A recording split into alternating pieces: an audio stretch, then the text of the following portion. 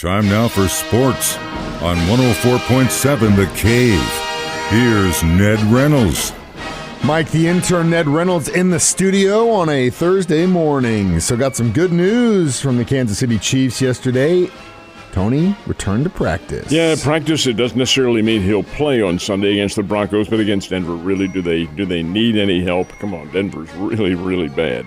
But Tony is getting better. The hamstring, and he's apparently going to have these hamstring problems all along. He had them with the Giants, and that cost him his position with the Giants. But over and above that, Kadarius Toney is getting better. McCole Hardman is also getting better, but he won't play on Sunday. He's not eligible to, being on the IR. He had to be out for 4 games, and this Sunday will be number 4, so he'll be eligible to play against the Houston Texans, I believe it is, and that'll be next week.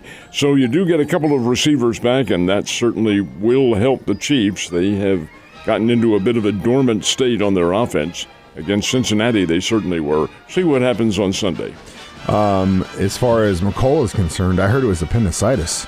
That's what I've heard through the grapevine, is that because he had an abdominal issue and they had to remove his appendix, and that's why he had to sit 4 weeks. If they did, it would be about a 4-week, because that's a laparoscopy anymore, and you recover pretty doggone quickly. Yeah, so that's what I've heard. I don't think officially they've said that, because I don't think they really can, or unless he comes out and says it. He is allowed to. Yeah, but no one else can say it, what it actually is. But that's what I've heard, and it makes sense based on the timeline. I hope they don't rush Tony back, because we could definitely use him in January / if we make it to February, so maybe they just ease him back. But I was looking online yesterday. Tickets for that game at Mile High were like less than $100 because nobody in Denver wants to go to it. So that tells me the odds are probably going to be a little skewed, huh? Isn't that funny too? Because they were the team. They were them and the Raiders were the ones, baby. Denver Broncos for years and years and years, from the inception of the AFL. And my goodness sake, everybody wanted to see. You couldn't get tickets. And I mean, the sun rose and set on the Denver Broncos out in Colorado. Now they can't give the tickets away. Yeah? Interesting. Very interesting. So what are the odds? Odds are 9.5. The Chiefs are a 9.5-point favorite, and I found this to be extremely interesting. The over-under is only 43. That really isn't very many, but when you consider what the Chiefs are likely to do to this team, and Denver's offense is really, really slow. 10-9 in last week's game that they did win. My goodness. I take it back. They lost to the Baltimore Ravens, but it was 10-9. Denver's defense apparently pretty good. Offense is nothing, and that shouldn't be the case. But the fact is that the score will probably be a low one, but the Chiefs should win. They should. I think the low over-under is probably due to the fact that what we've talked about before, it's not that Andy Reid plays down to teams, but he won't blow you out. He'll just play and game manage, and then after that, that's it. There's no point in risking your players for a lesser team. He's getting a lot of criticism here, too, Reid, from mostly Chiefs fans, but from some football aficionados around the country, about the fact that he went for a field goal and not the first down on that 4th and 3 against the Bengals. I don't know. I think I would have gone for a field goal. It's all hindsight, man. You do what the numbers tell you, and the numbers tell you in that situation to go for a field goal. Butker's hit him before, so you got to go by the numbers. It's just unfortunately missed that one. Did not make it. No. Did not make it. But you know what? It's only 3 losses on the season. It's been a good one so far, and I think we have a chance to regain the number 1 seed in the AFC. There's a lot of football left, so and I think they will. Let's see what happens. All right, speaking of which, the Raiders don't have a chance, but they are playing tonight against the Rams. Interesting to see now if Baker Mayfield is the starting quarterback for Los Angeles tonight. It could be. The Rams are out of it. As a matter of fact, if they lose tonight, if the Rams lose this game, they will equal the all-time record for a defending Super Bowl champion losing a number of games the next season. That record is currently held by Denver in 1999. Well, the Rams will lose number 10 tonight if they lose to the Raiders. That's a dubious record that they would much prefer not to be able to match, but hey, it could happen. Rams aren't very good. Raiders are up and down. Raiders can play if they feel like it, but most of the time they don't feel like it. We'll see what happens tonight. You think Baker Mayfield gets the start? I do, yes. You think so, huh? All right, well, let's see what happens. It's going to be interesting nonetheless, and we'll be at Coyote Sports Bar starting at 7 o'clock, and I'll have that Kingdom Custom Teardrop trailer out You can qualify to win it on location while we're out there tonight for Thursday Night Football. So, MSU Bears are on the road in California in the San Francisco area against, St. Mary's yesterday? Mm-hmm. In Moraga, California. It abuts San Francisco. It's part of that whole complex out there. St. Mary's is very good. They're a very good basketball team. They play in the West Coast Conference, which for my money is, it's probably a little bit better than Missouri Valley, but they have one team that's a whole lot better than the Missouri Valley, the team that leads that league every year, Gonzaga. And St. Mary's plays them right to the hilt twice a year. Brigham Young is also in that conference for the last year because Brigham Young comes to the Big 12 next season. But it has San Francisco and Loyola Marymount and teams of this caliber. They're pretty good. St. Mary's is better than pretty good. They're very good. They have a massive front line led by a kid named Mitchell Saxon, who is a 6'10 junior, 6'10", about 250 pounds, and he owned the game last night. Scored 19 points. It's not the first time he's been in double figures. Houston held him to 4, and St. Mary's only lost to Houston, the number 1 team in America, by 5 points.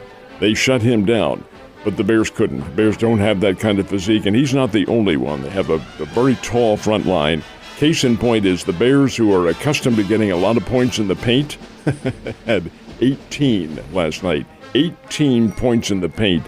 By way of comparison, St. Mary's had 48 points in the paint. Final score was 66-46. The Bears were with them in the first half. It was a 5-point margin at halftime, and it was not at the end of the game. No, it was 20 not. points. The Bears got outscored by 15 points in that second half. That, on the road, is not all that bad. But the Bears have a long way to go. They're not together. They're not great ball handlers. Foul shooting is abysmal.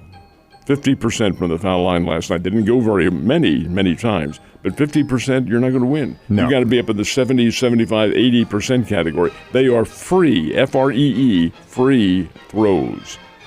And Bears are struggling. We'll get a chance to get back with it Saturday night on reunion night, but we'll see what happens. You know, guys, when a lady tells you size doesn't matter, well, in college basketball, it does. And last night in California, I think they proved that, along with the fact that you got to hit those free throws. All right, so kind of a topsy-turvy day in baseball yesterday. A lot of trades, a lot of side hustles, a lot of money being spent. That's for damn sure. Well, Cardinals involved? The Cardinals are involved, but when you take a look at the biggest deal of all that, of course, is Mr. Home Run hitter Aaron Judge, a 9-year, $360 million contract. That comes out to $40 million a year. Well, he is the all-time home run champion in the American League, had 62 this year, and he is certainly worth that amount of money. All right, he's gone. So are some of the others. Xander Bogaerts going to the San Diego Padres. He's a big money guy as well. Cardinals were involved. They did get their catcher, and it is Wilson Contreras from the Chicago Cubs. It's a 5-year deal worth $87 million, and that, folks, I believe, is the largest financial deal the Cardinals have ever made.